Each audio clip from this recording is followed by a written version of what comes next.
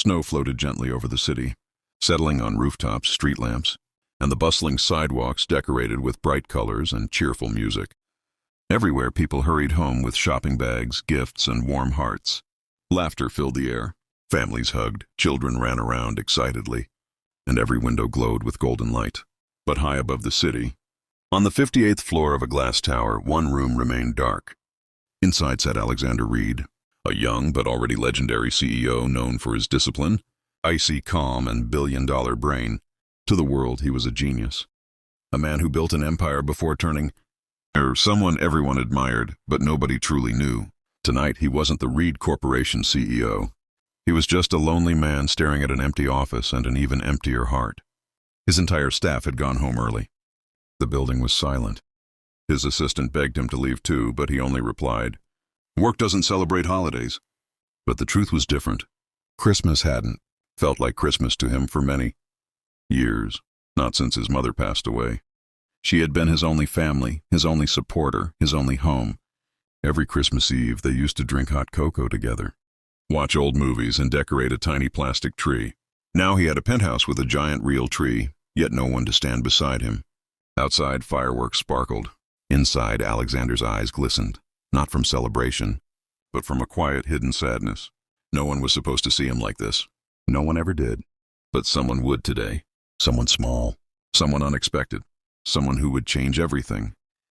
The unexpected visitor. It happened around 8:40 p.m. The security room had stepped out for dinner, and the front doors were temporarily open due to a delivery. Alexander, after hours of silence, decided he needed air, so he went downstairs, coat half buttoned, mind half numb. And there, at the entrance of the huge glass lobby, stood a tiny girl, maybe 7 years old, wrapped in a pink jacket, holding a paper bag twice the size of her hands. Her cheeks were red from the cold. Her nose was runny. But her eyes glowed with warmth like Christmas lights. She was alone. Alexander frowned. "Where are your parents? You shouldn't be outside alone this late." The girl blinked up at him. Then she looked at his face, his tired eyes, his lonely expression. The tear he didn't realize had escaped. And the little girl said something that froze him more than the snow ever could. "Mister, why are you crying on Christmas Eve?" He stiffened. "I'm not crying." She simply tilted her head, unconvinced. And then she did something even more surprising. She lifted her hand toward him, tiny, gentle, innocent, and said softly, "It's okay. Grown-ups can cry too." He swallowed. No one had spoken to him like that in years. When truth meets innocence. He knelt down so he was at her eye level. "Where is your mother?" he asked carefully. The girl smiled proudly. "She's working in that building." She pointed across the street. "She cleans offices. But her shift is long today because people make lots of messes on holidays." Alexander blinked. She was waiting alone for her mother to finish cleaning. "On Christmas Eve?" He took a deep breath. "What's your name?" "Lily." "That's a nice name," he said gently.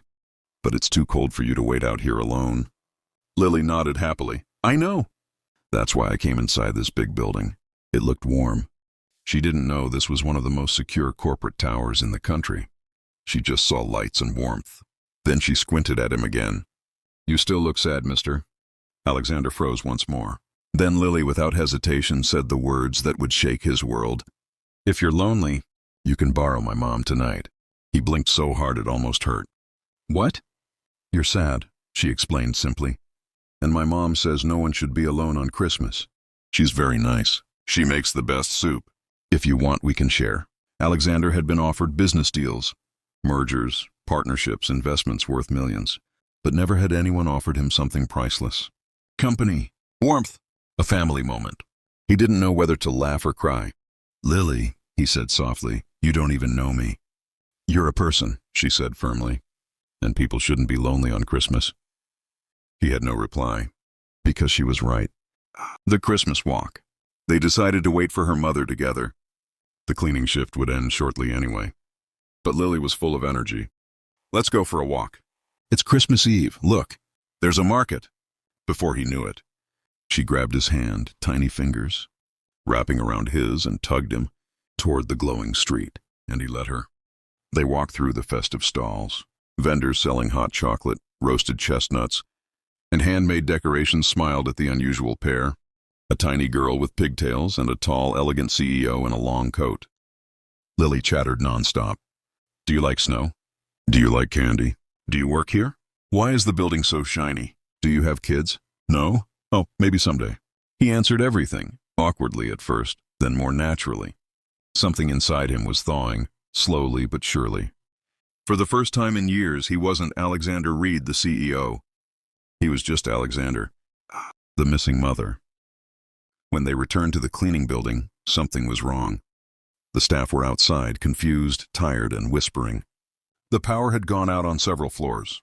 Some workers were trapped inside with jammed doors. Phone signals were spotty. Lily's mother hadn't come out yet. The girl's smile faded. My mom is still inside?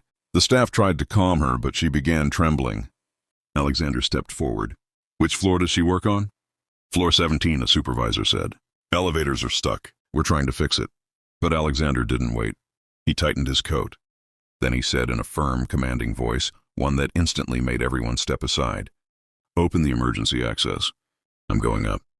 Lily grabbed his sleeve. Mister, please bring my mom. Her eyes filled with worry, and he felt something he hadn't felt in years.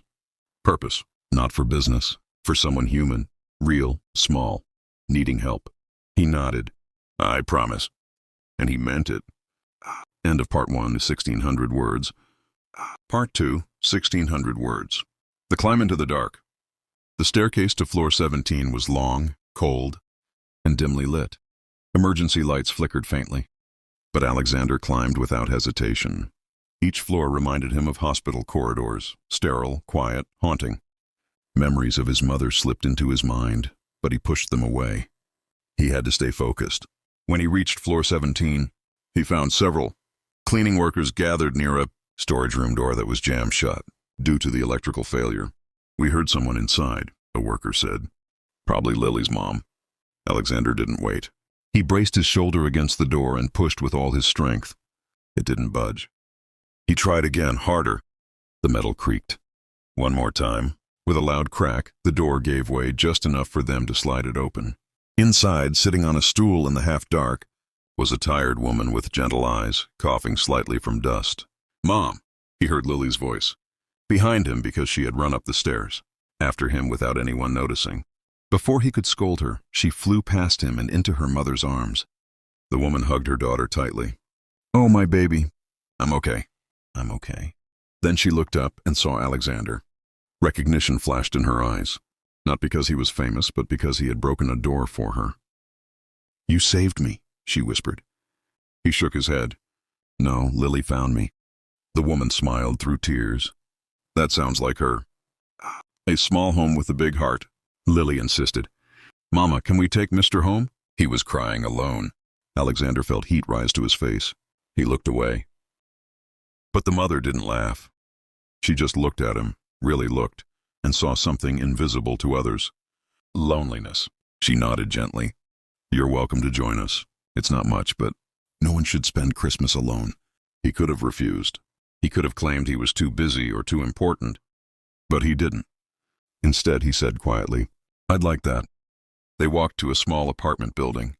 The hallways were narrow, the paint old, but the air warm and comforting. The mother, whose name was Maria, lived modestly but cheerfully.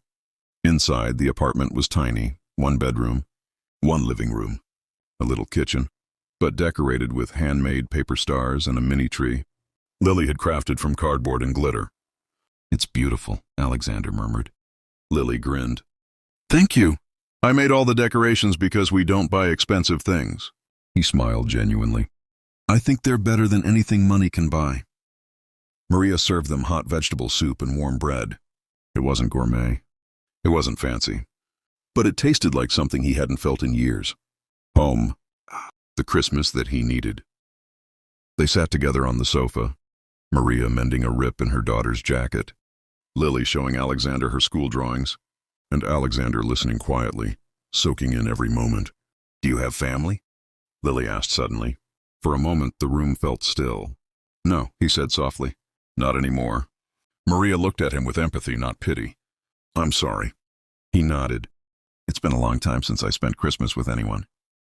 Lily leaned close to him and held his hand again. Well, you're with us now. Something broke inside him softly. Not a wound opening, but a wall falling. He breathed deeply. "Thank you," he whispered. A gift he never expected. Lily ran to her tiny desk and returned holding a small object wrapped in tissue paper. "This is for you. I didn't know you were coming, but I always make extra." Alexander unfolded the paper. Inside was a tiny origami star made from candy wrappers. "For good luck," Lily announced proudly. He stared at it. He had received expensive gifts from presidents, investors, celebrities, but none of them felt as valuable as this tiny handmade star. "Thank you, Lily. I'll keep it always." She beamed. A Christmas wish. When it was time for him to leave, Lily hugged him tightly. "Don't be lonely again, okay? If you feel sad, you can come to us. We're not rich, but we can share." Alexander felt his throat tighten. He knelt and hugged her back gently. Maria walked him to the door. "Thank you," she said softly. "For what?" he asked. "For not ignoring a child on a cold night. Many people would have." He hesitated. "You gave me more today than I gave you." She smiled kindly. "Kindness is like that." The day after Christmas.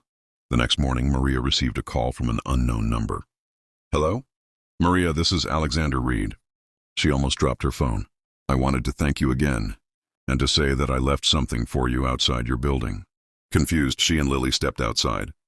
A van was parked there.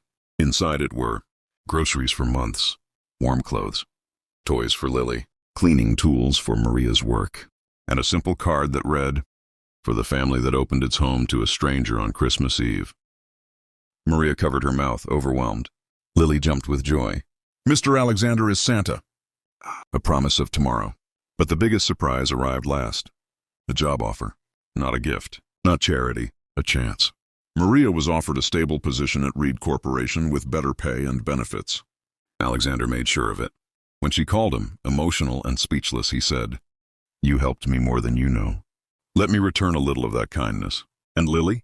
She insisted on visiting him at the office sometimes with crafts and cookies. The cold office on the 58th floor was no longer dark. A cardboard star hung from Alexander's desk lamp. He guarded it like treasure, because to him it was the truth of the story. Sometimes family isn't about blood. Sometimes warmth doesn't come from fireplaces. It comes from people. Alexander had money, power, and fame, but none of it could fill the emptiness inside.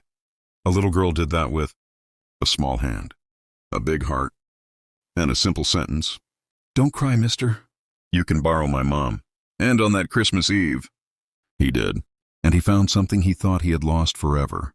A reason to smile, a reason to hope, a reason to believe in people again.